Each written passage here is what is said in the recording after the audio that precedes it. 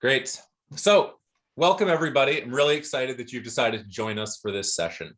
My name is Timothy Shorter. I'm a technical advisor with IREX, the International Research and Exchange Board.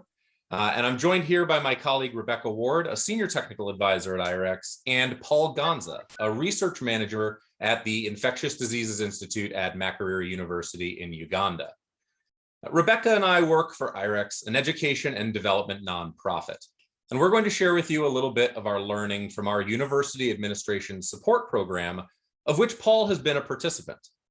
In this conversation, we're kind of focusing on our use of an institutional capacity assessment tool, our Research Management 360 tool, that informs program design and helps participants to focus in on priority areas to build research management capacity at their home institutions. Our presentation is roughly divided into about 4 sections. First, I'll talk a little bit about the program and I'll introduce a little bit of our methodology and our activities.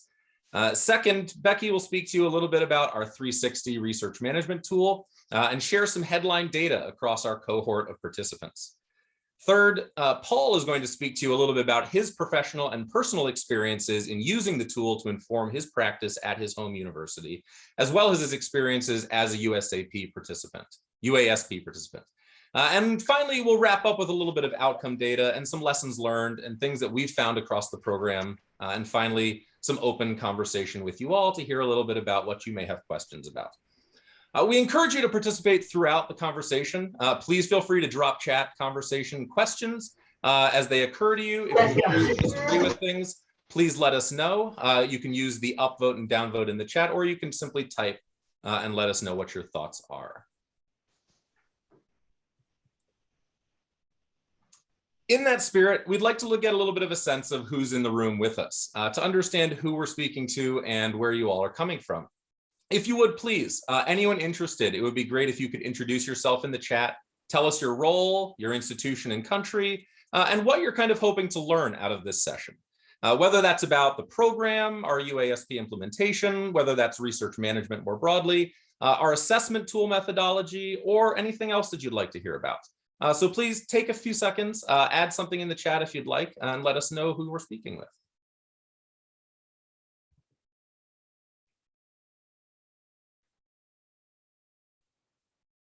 Great to see some people from USAID Higher Education Network, from FHI 360, from University of Arizona. So we've got some university people, we've got some implementers, we've got some donor representatives. We've got kind of a split across the landscape.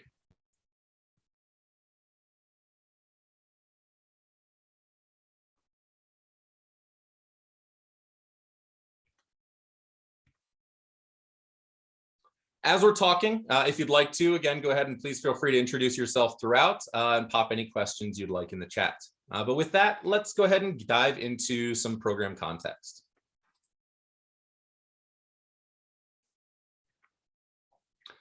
So a little bit about the background and context of UASP. The starting point for this program really was a recognition that trends we're seeing in the global research funding environment create both opportunities and threats for universities in lower middle income countries. Globalization has made it increasingly possible for universities from those countries to access international funding. For example, we've got Horizon Europe, we've got the UK Research Councils, we've got the National Institute of Health in the United States, amongst others, all of whom have funds for international universities to apply to. However, competition for these funds are often extremely fierce. Typically, applying will require international collaboration, whether that's with an international donor or with another partner university. Additionally, there are expectations from partnering universities that they meet terms and conditions for funding, oftentimes which are moderately stringent in their requirements. It also requires that universities manage international relationships and partnerships, sometimes requiring new or improved capacities to manage those risks and relationships. Of course, even with all of those things, those universities still just have to get to the table in the first place. And this kind of creates a new urgency for raising the visibility of universities in lower middle income countries to create them as reputable partners across kind of global funding opportunities. In this context, we're finding oftentimes that our partners do participate in international grants. They just often aren't leading or in a prime capacity. We're aiming through UASP to support universities so that they're equipped both internally and externally. On one side, they're able to act as equal reputable partners for consortium grant opportunities. And on the other, they're also able to address the challenges that they're affecting them and lead that process. UASP seeks to address both of those sides. In this global research funding environment, building those key research management capacities plays a very central role in addressing a lot of the challenges that I've kind of talked through with you just now. As we're doing this, I'd like to run a quick poll. On average, how much time do you believe a principal investigator who's managing a federally sponsored research program spends on related administrative tasks? Is it 0 to 20, 21 to 40%, 41 to 60, 61 to 80, or 81 to 100? Let us know what you think.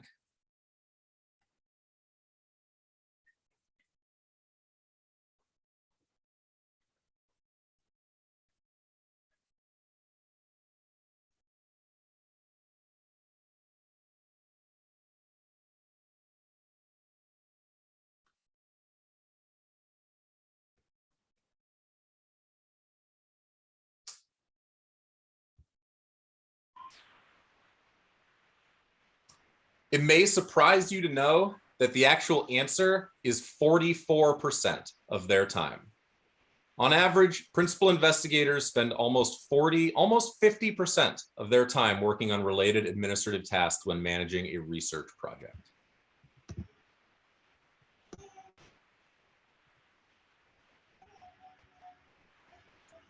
Given all of this, we believe that as well as building research capacities, we're also going to need to build administrative capacity. And that's where UASP comes in. Since 2010, with the support of the Carnegie Corporation of New York, IREX has supported over 100 mid and senior level managers and university leaders to build their research management capacity through training, fellowship placements with US universities, and small grant awards to fellowship participants.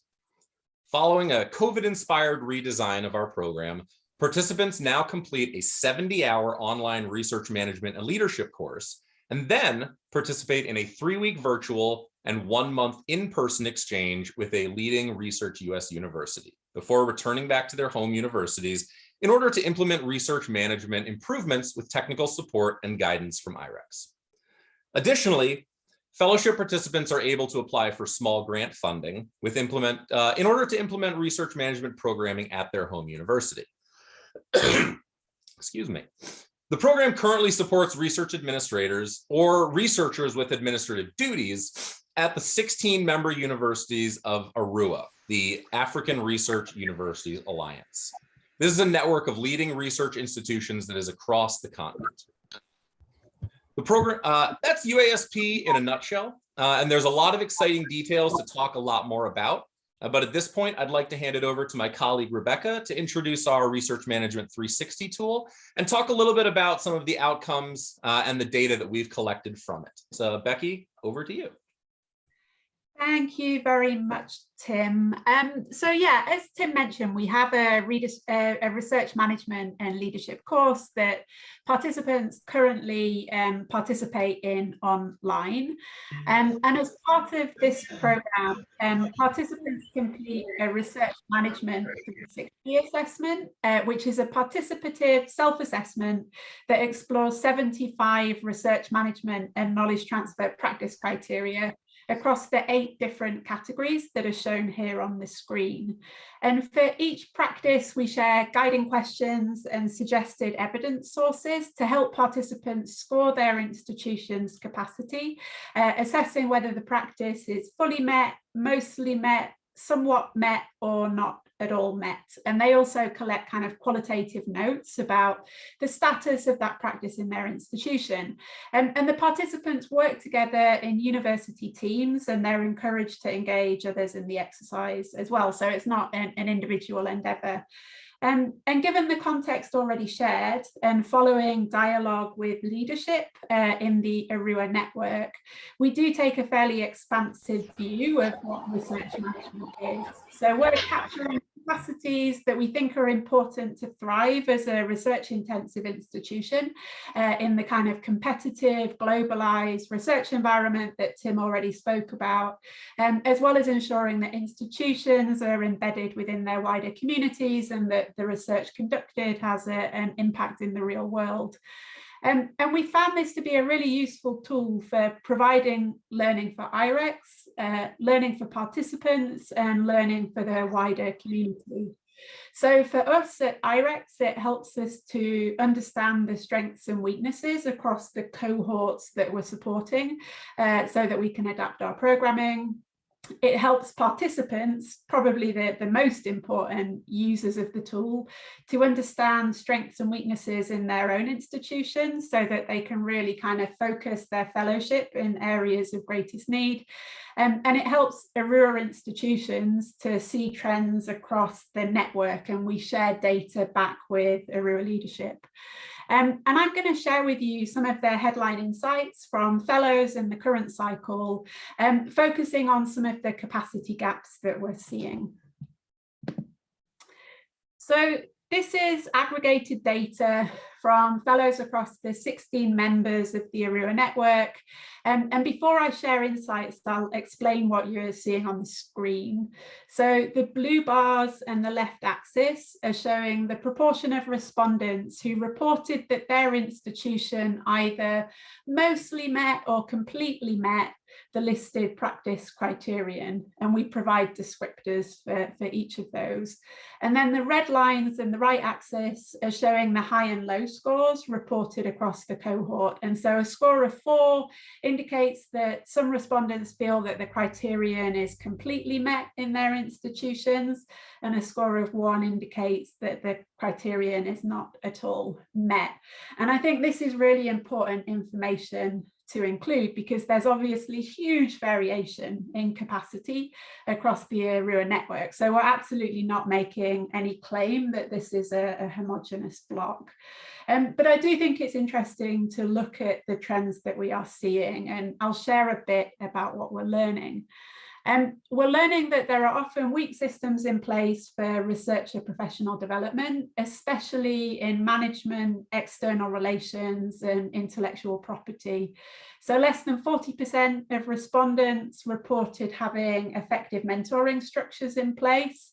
Less than 50% report providing effective professional development around external engagement, and only around 50% report providing training on intellectual property and research management. So there are a lot of individuals out there who would benefit from additional support in navigating the kind of complex global funding environment that these institutions are operating in. And the qualitative data that we're collecting reinforces this. So many university leaders we're working with feel that both early career researchers, but also senior researchers who should be providing the mentoring and bringing others on, would benefit from additional professional development opportunities in the administrative capacities that accompany research. And then the lack of professional development opportunities at the institutional level is then exacerbated by really nascent pre- and post-award management and approval processes, and nascent controls for external relations and intellectual property. So around 50% report that they have reasonably effective proposal approval procedures in place and effective support for proposal and budget development, which in turn means that about half of the institutions don't feel that that's the case. And administrative systems for external relations and IP fare a little bit better, but there seems to be particular capacity gaps around contract negotiation support. And we're also hearing from our participants that compliance with some of these systems is low. And so the Research Management Office might only learn about a proposal on the day of submission and then never hear of it again, which creates significant compliance risk. And particularly relating to IP, there is a real sense of vulnerability from some of the research leaders that we work with. And many do come to the table with stories of feeling exploited in international partnerships. So in some institutions, we have a scenario where individual researchers who are maybe inexperienced in the complexities and risks of international partnerships and haven't received professional development on this, also don't have an effective institutional safety net, which leaves them vulnerable to inequitable partnerships and compliance risk when they're trying to access international funding and partnerships.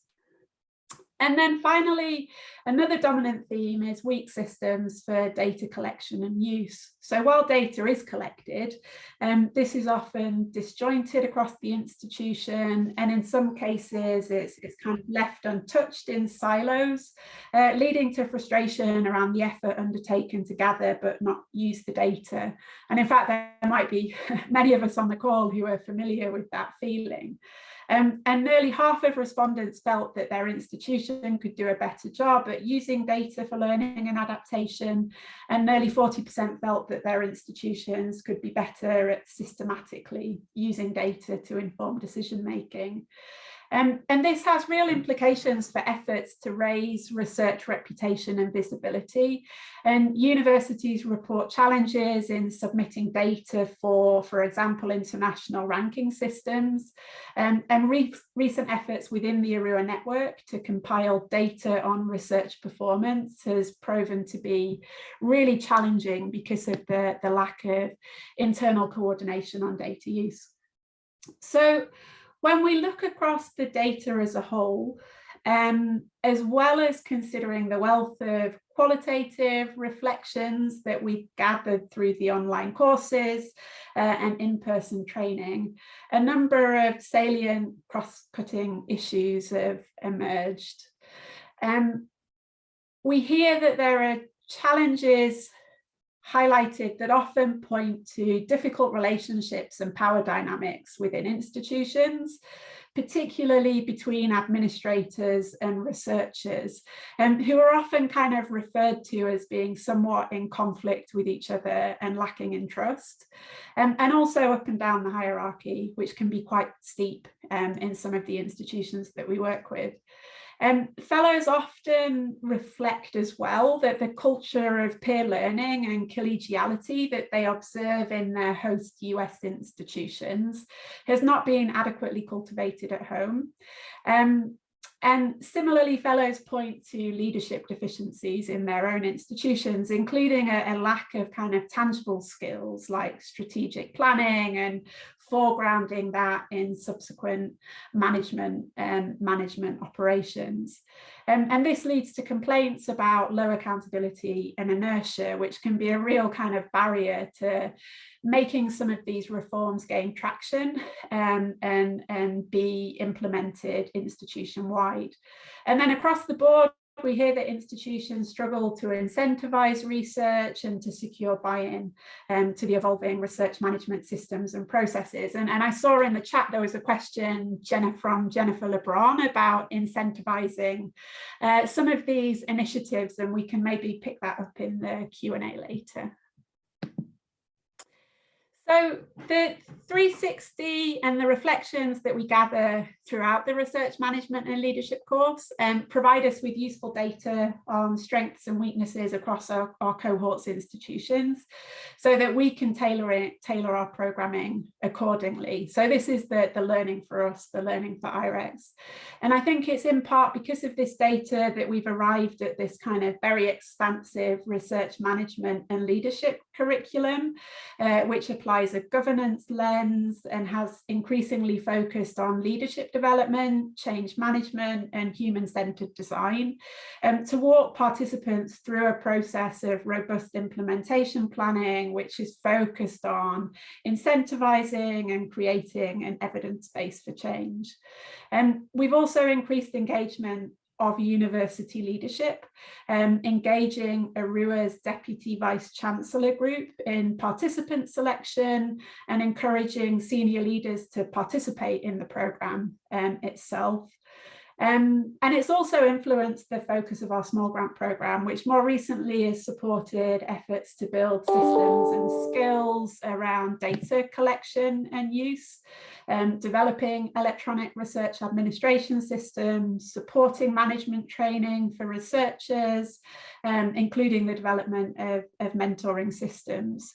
So that's how we've used the tool as IREX, but most importantly, the 360 is intended as a tool to help individual participants of the programme to identify strengths and weaknesses in their own institutions, so that they really kind of home in on areas for their fellowship that will fill gaps in capacity at home.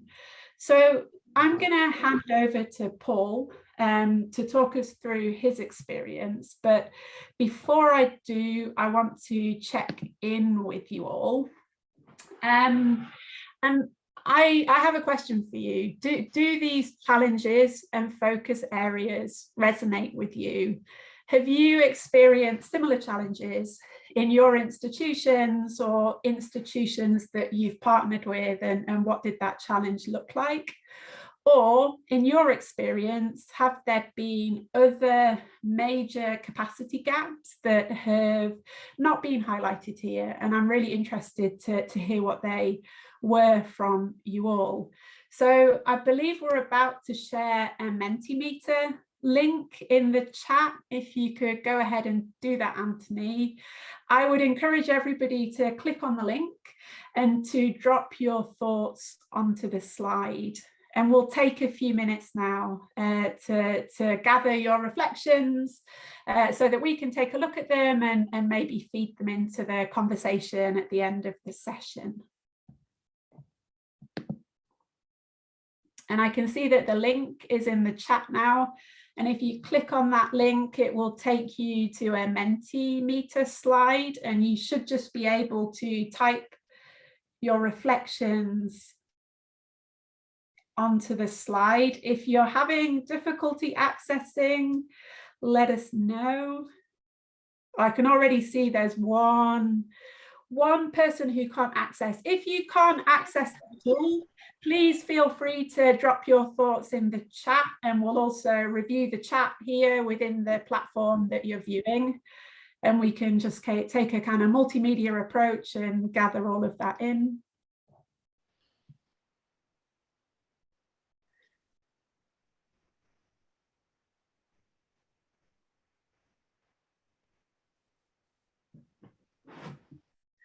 Yeah, I mean, I'm interested there in a comment about working with universities in the Philippines, mostly with small universities, but also larger ones.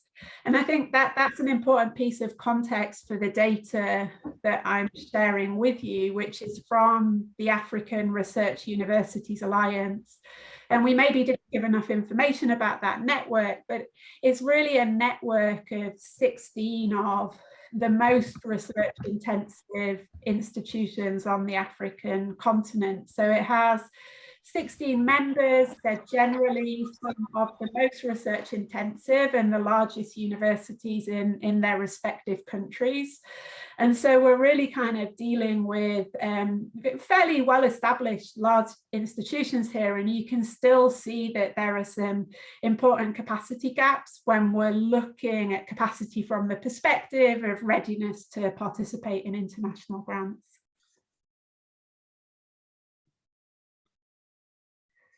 Yeah, and there's an interesting comment there about the role of national systems. And I think that's a really interesting comment, and it's something that we've grappled with as well. And in a couple of the cycles, we actually had participation from members of ministries of higher education. And I actually think that that added a lot of value and building kind of shared understanding with administrators and universities themselves.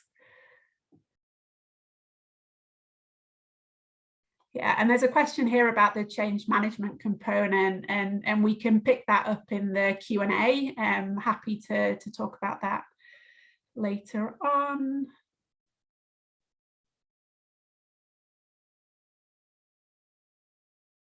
Okay, great.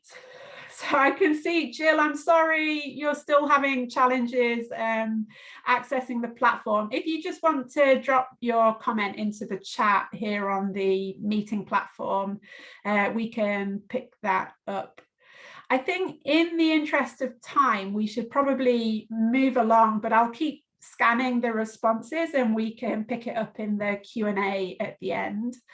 So Paul, please, I will hand over to you to share your experience of actually using the tool to inform your fellowship. Thank you, Becky and team, for the introduction and for inviting me to share my fellowship experience with the audience. And greetings to all from Uganda. Like Becky and team have already put it forward, I enrolled in the UASP fellowship.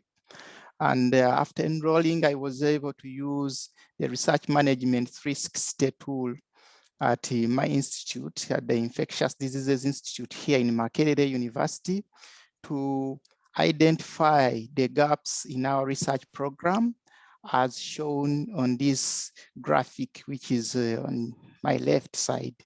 And as you can see from the graphic, the most greatest weakness was shown in the knowledge transfer and research dissemination. And as you all know, research dissemination is very necessary for the uptake and the adoption of health interventions.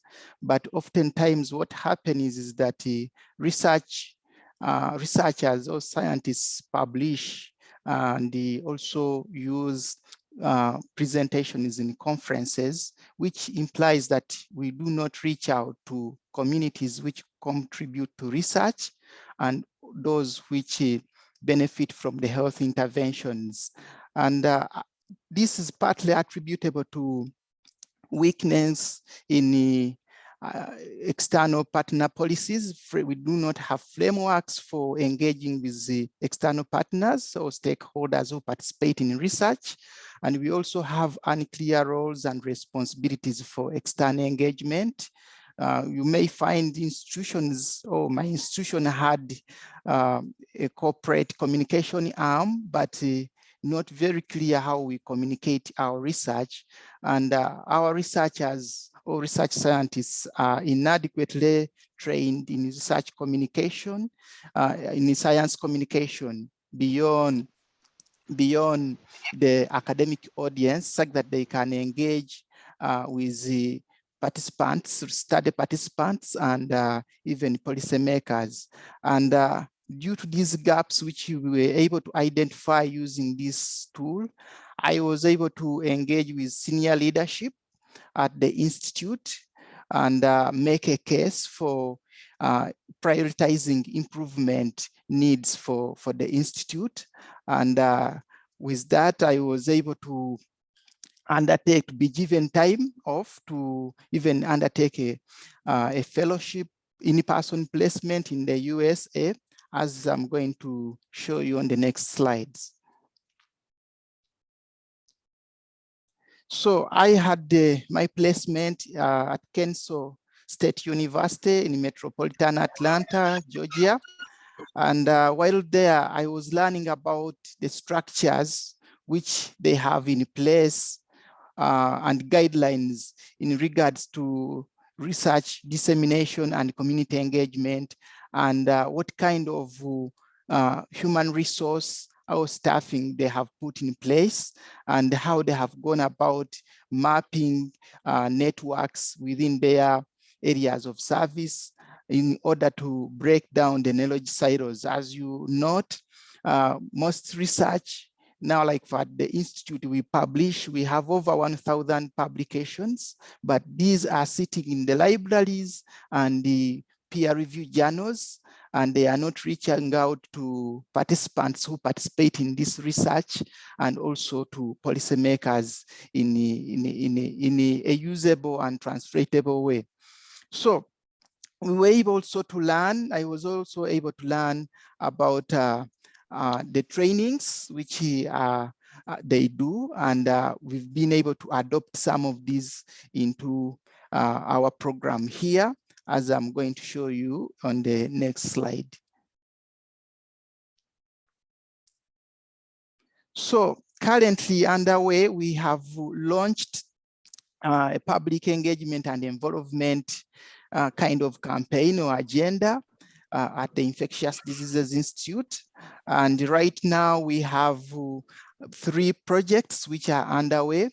And one of them is enhancing research dissemination and visibility, which has been funded by IREX through a small grant. And this one basically is laying ground for a larger kind of continuation of this agenda of public engagement to ensure that we translate our research into usable and meaningful impact.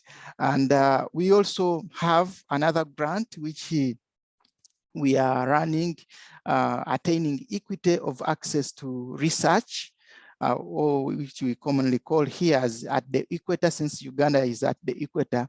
And this is being funded by the Wellcome Trust, as well as we have a component which is looking at establishing a citizens jury, which is basically looking at establishing dissemination of research in a dialogue way, because usually what happens is researchers go to communities, and when they go to communities, they perceive the community or research participants to be having information deficiency, or the literacy to be low, which is not sometimes true. We can learn from these research participants and improve our programs, and even also improve our research throughout the research programs. So we have 3 overarching aims. As you can note, this public engagement has a component of transformation of the culture of scientists. Scientists, oftentimes they feel like they have to teach and write their paper and publish it and go to a conference and share. But as you note, in all that arena, they are just speaking to fellow scientists. They don't reach out to those who benefit most from this research. And we also want to integrate public engagement and involvement in all our research programs. Right now, here we have over 130 active research projects, and we want to see to it that public engagement and involvement is catered for, including even at budgeting level when they are submitting research proposals to cater for public engagement, as well as to empower our communities to demand for results, or to know about the science which we are doing out. And throughout the 3-year period, which is cutting across all the 3 projects, we want to create a public engagement group, also define best practice for our program in terms of public engagement. And we have already hired a public engagement officer to assist us with that. And we are going to map our key community networks and strengthen our relationships, and also train our research our research scientists in science communication. So thank you very much, and I want to hand back the microphone to Tim to take you in the next slides. Perfect. Thank you so much, Paul and Becky, both, for presenting all of that information. We'd like to ask you one more question here before we jump into the final part of our conversation. And that is, after you've heard now about the IREX side of the Research Management 360 tool, and you've heard about experiences implementing it at a home university, do you have any specific questions for us about the tool, about its methodology, about its use, or anything around it? As we're talking through this final section, program outcomes, results, and impacts, as well as some kind of program snapshots, feel free to drop any comments or questions you have about the tool in the chat. And when we get to the open Q&A at the end of the session, we will happily address any of those questions.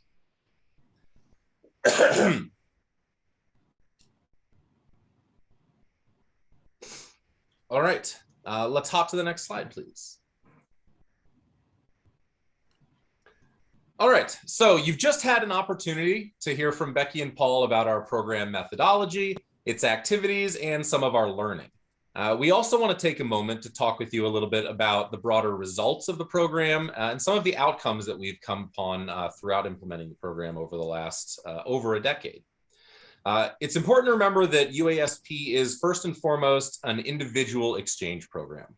So while we aim to affect change directly at the individual level, which then after, with our support, should, if our methodology is sound, influence institutional and community level change. We can see that in some of our following results. At the foundation, we're building capacity and knowledge and networks for individual faculty and administrators working in research management. When assessed and surveyed throughout the program, 100% of our participants exhibit or self-identify as having improved our understanding of research management and leadership. Our participants then go on to change their own processes and policies and practices. They improve and evolve their research management at their institution, but at an individual level. And as we see, 91% of our participants have changed their practices as a result of their increased understanding, awareness, and experiences with research management. That happens both through their fellowship experiences as well as through technical guidance and capacity building from IREX. While applying their knowledge and their experiences at that individual level, UASP aims to have those new practices spread among faculty and colleagues, both at the participants' home universities, but also among UASP alumni networks and with host universities in the United States. Overwhelmingly, 96 and 91% respectively, our participants are sharing knowledge and engaging with fellow program alumni. These are being covered through topics on research management, through joint small grant programming, and through other initiatives towards research management improvements. 2/3 of our participants are still in contact with their host universities after their fellowships, and 1/3 have actually established formal ties with their host universities. Finally, we're seeing that 87% of our participants have affected change at their home universities in terms of research management. This can include things like the advent of new administrative policies or procedures, a new professional development strategy, or a new functional unit.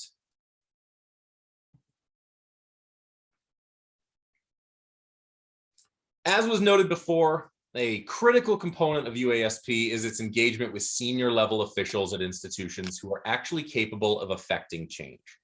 A great example of this in action is Mr. Umar Kakumba.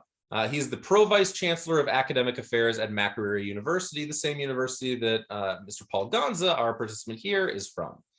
As a former UASP participant himself, Mr. Kakumba has gone on to champion major reforms at the university for both research management and administration. He oversaw the implementation of a new grants management and administration policy. He has reorganized the university's research management office. He's increased their successful grant funding applications, and he's established the first ever in Uganda government-funded central research fund. This is valued right now at just over $8 million US. In addition to achievements such as these, which are just as critical, what is just as critical for sustainability for UASP is that participants like Mr. Kakumba are in a position to effect these change and understand the needs of researchers and research managers who are implementing at the university.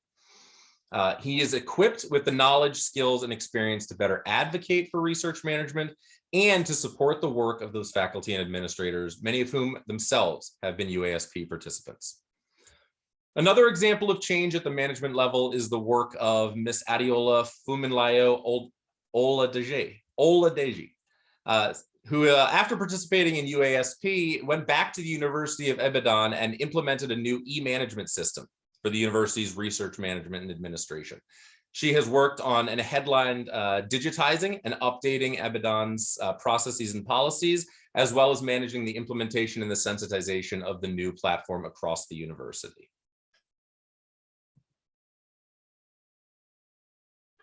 Finally, on UASP and at IREX more broadly, we're always reflecting on our work, both what has gone well and what needs revision in the future. We've learned the value of our capacity assessment activities and our research management 360 tool. Not only does our capacity tool help identify areas of focus and help participants align their efforts, but it also helps align expectations between participants and the host universities, and ensures that those host institutions understand the full context from where participants are coming from. The field of research management is ultimately driven by people. And as such, UASP has encapsulated this in its focus on building networks and connections both across and within universities, as well as our focus on developing leadership capacity. One of the major challenges in this work has been building the relationships and understanding between researchers on one side and then research administrators on the other.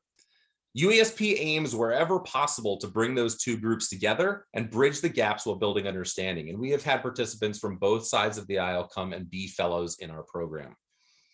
As mentioned while discussing Mr. Kakumba's participation, engagement with leadership at participating universities is critical to having a lasting change. Similarly, an active and vibrant alumni community and a network and the building of critical mass of research administrators is what's going to allow UASP's work to continue long after the program. Thank you all for listening to our presentation. We hope you found it interesting, enlightening, and we hope that you've had some questions come up as this has been going on. We're going to take the rest of the time. We have about 15 minutes or so, a little less than that, to talk with you all about any questions you may have. There have already been some that have dropped in the chat, but if you have others, please feel free either to use the hand raise mechanism and then you can come off mute and just speak, or if you'd like to also put them in the chat, we are happy to respond there. But thank you all again for your time and thanks for listening, and we really appreciate your support. And we did have two questions that came in before about the research management tool. So Becky, I'll let you speak to those. The first one is the research findings published anywhere available online? Yeah, so we do have some compiled data of both the quantitative research tool data and the kind of qualitative reflections from participant training from the 2018-19 cycle, which I am happy to share. That is, though, a little bit dated now. We've just entered into a new cycle of the fellowship, and one of the small grants has been earmarked for doing some collaborative research with an alumni to analyse the data from the 2020-22 cycle, which is partially what we've presented here. And that data is due to be available, I would imagine, in late summer, and we'll certainly be putting that on the website. But in the meantime, I don't actually believe it's on our website, but if you can, I don't know if there's a way that we can get a list of participants and we can share that out by email, I would be very happy to do so. But certainly we'll publish on the website later in the year, the 2022 cycle. We have a follow-up question as well, Becky, on the tool. Is the tool open source and available for use by others outside of IREX? Yeah, so again, I don't think it's on the website, which is something we should probably do a better job of, but we certainly just ran a session at the CIS conference where we shared a version of the tool.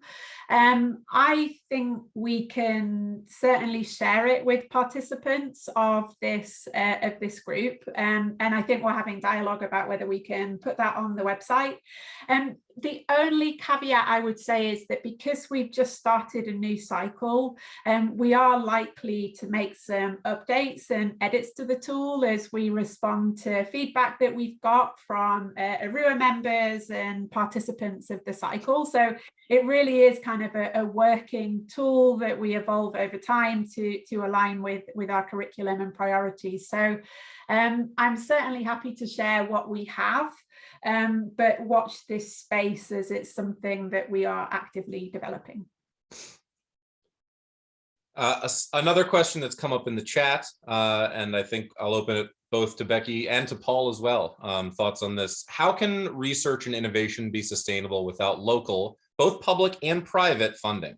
And do we think that research funded by an international side alone can be sustained in any way? The Center Research Fund in Uganda is a good first step. Paul, do you want to share your thoughts on that first, and then I can add some thoughts? Okay, so thank you very much. It's a loaded question. I will attempt to give an answer. I think part of the problem is understanding the value of research. As like I just mentioned that we research scientists often publish our research and also present it at conferences. But how do we package it to those who make decisions and those who are participating in this research such that they can feel the need for contributing their money? I think for me, if you ask me, that's where the perspective I look at it. We've not done much to show the relevance why we need money for research. And I think through the fellowship, I came to learn a couple of things, including the components. I saw a question about change management. How do you go about change? How do you envision your stakeholders, and what strategy, engagement strategy do we have for each of these stakeholders who are making decisions? And remember, scientists may not be on the table, which is making decisions. So it is not sustainable, especially if it's only internationally funded alone, until we make a case and reach out and show the reason why research is needed. There are a couple of things which Makerere University has done to show the government that there is hope. One of them is the introduction. You might have read about Kira Eve.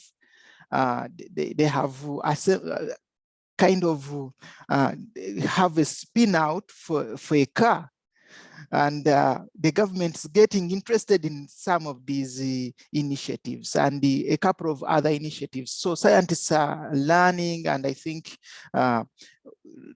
training scientists on research management and to understand the different components which makes up a complete researcher is very, very key. And as you might note, in the competences of a researcher, engagement is one of the key competences. But Becky can weigh in and add on that. Thank you. Yeah, I mean, Paul, honestly, I don't think I have a great deal to add. I agree with everything that you've said. I do think that both is necessary. I think that the role of international funding is huge, certainly in the short term, where we know there are such kind of gaps in research funding locally. So I do think it's an important piece of the picture, but absolutely it shouldn't crowd out local efforts to develop a kind of national research infrastructure.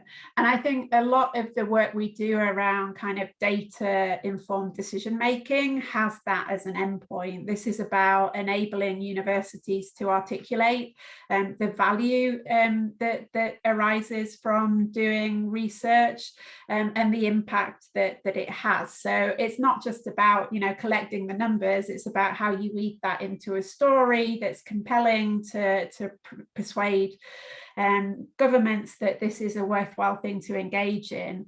And I do really think that the cycle where we had both university leadership and members from national ministries of education and scientific research was a really kind of productive environment for generating that kind of shared understanding about how these different components can work together.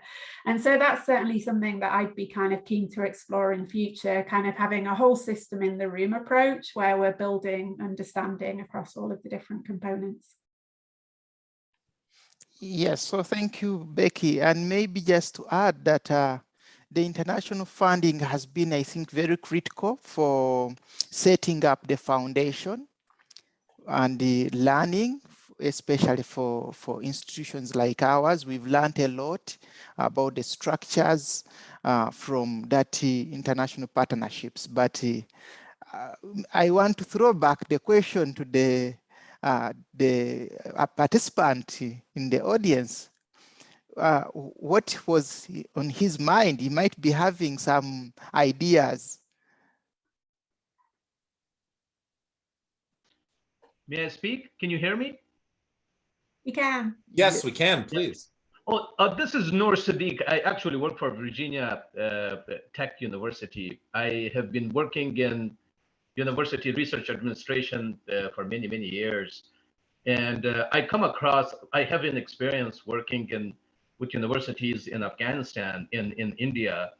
And my main experience is that majority of the low and mid-income country universities, higher education institutions that include TVETs and community colleges, have not necessarily anymore the research side, excuse me, and the academic side. It's mainly this administrative leadership, finance, human resources, operation, IT, the management, the support mechanism to the researchers in academics, like we have it here in the United States or in Western Europe or any other country. So I think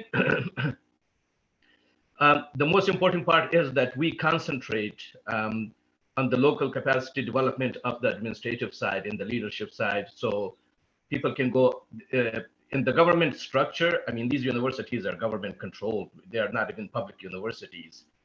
The most important part for me is to engage these university leaders with the parliament, with the Ministry of Finance, with the cabinet, and restructure the Ministry of Finance is very important. The higher education is important, and all these other things to put some money into the national budget for research, to support research through national budget, annual national budget to allocate. Thank you so much. Appreciate it.